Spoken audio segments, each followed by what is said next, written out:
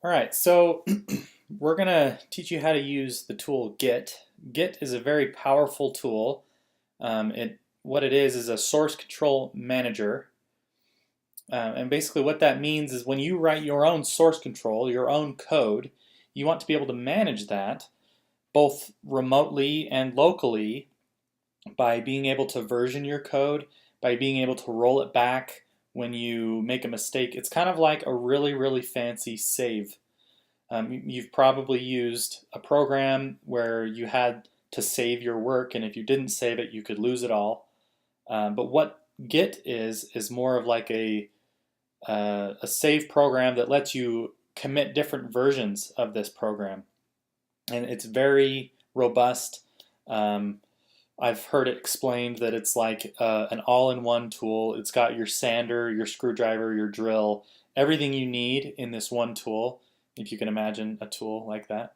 So it's really powerful, and what we actually are going to do for this is we're going to use GitHub, which is the hub for Git. It's just something that a third party not related to Git, they made this website that allows you to manage all of your code.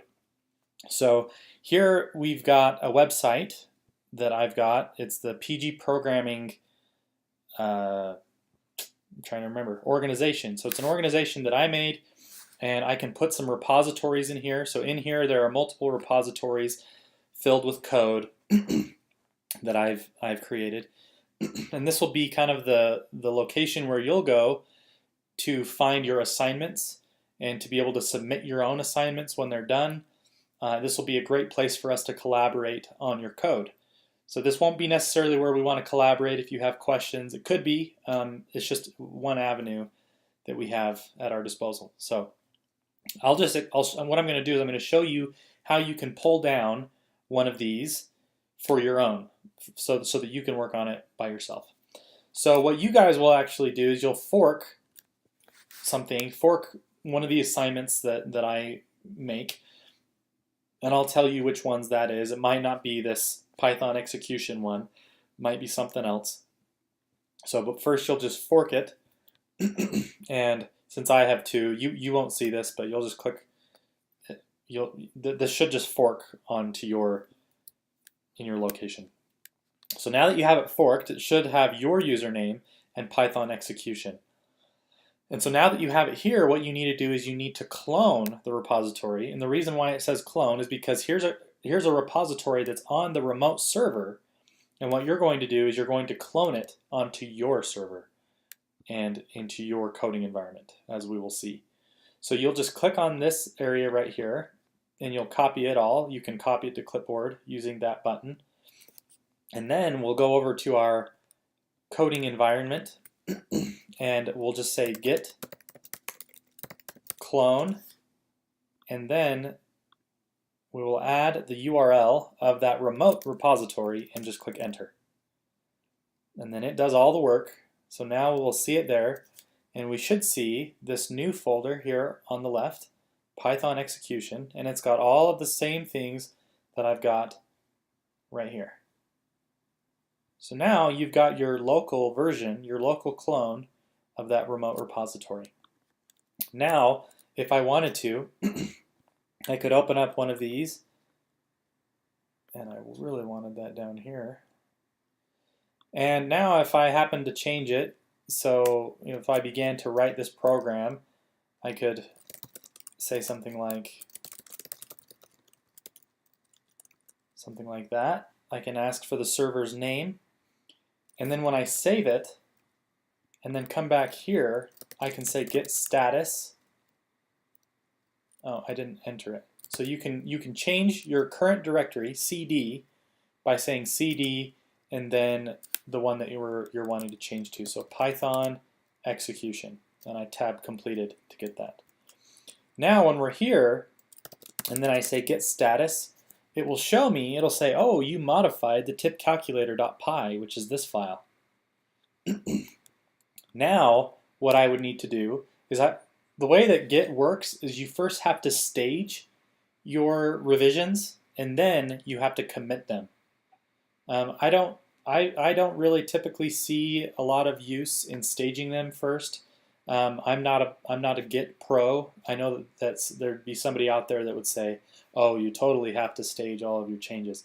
I typically don't find that to be incredibly useful in the way that I use it, but I do. This is the way that it works. So first, you'd say git add, and if you want to add everything, you can just say dot.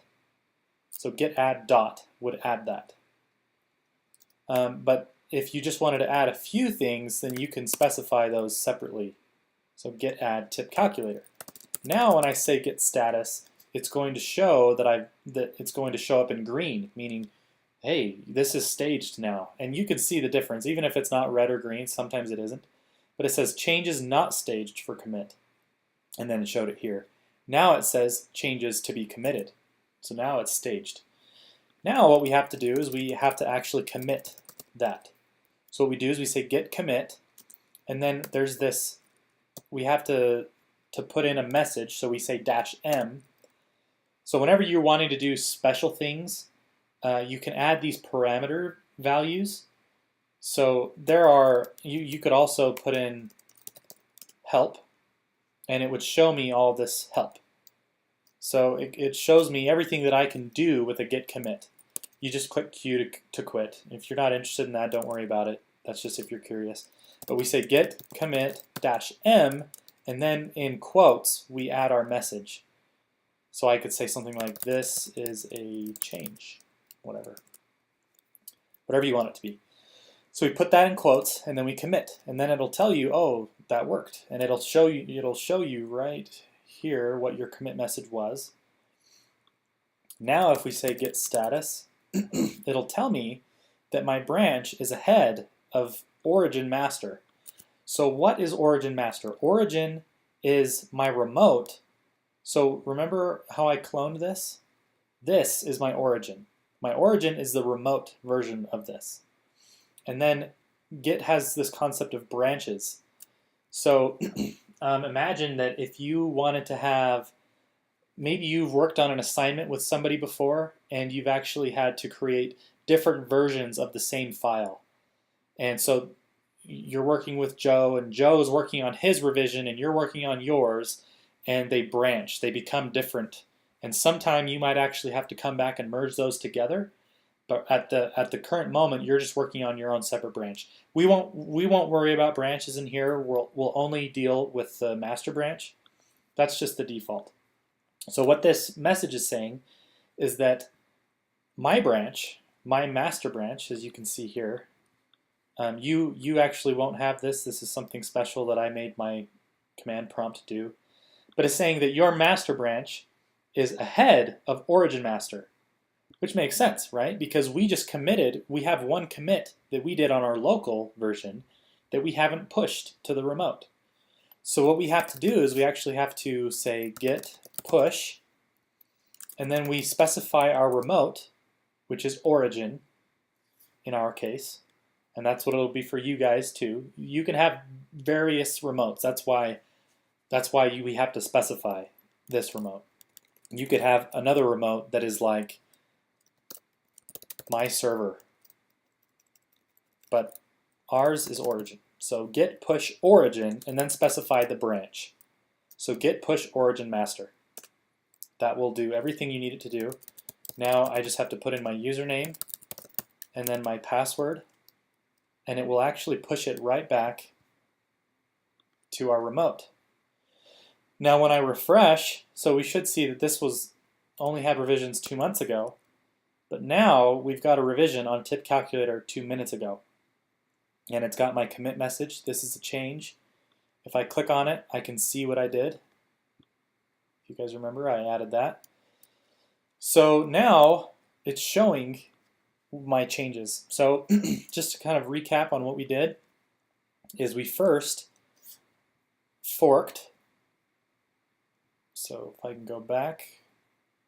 So here we are in PG programming Python execution, and what I did is I clicked fork to come and make my own version that's in Reed C. Wilson Python execution. So now this is my copy. And then what we did is we took this URL and we copied it. We came over here, said git clone, and then put in the URL.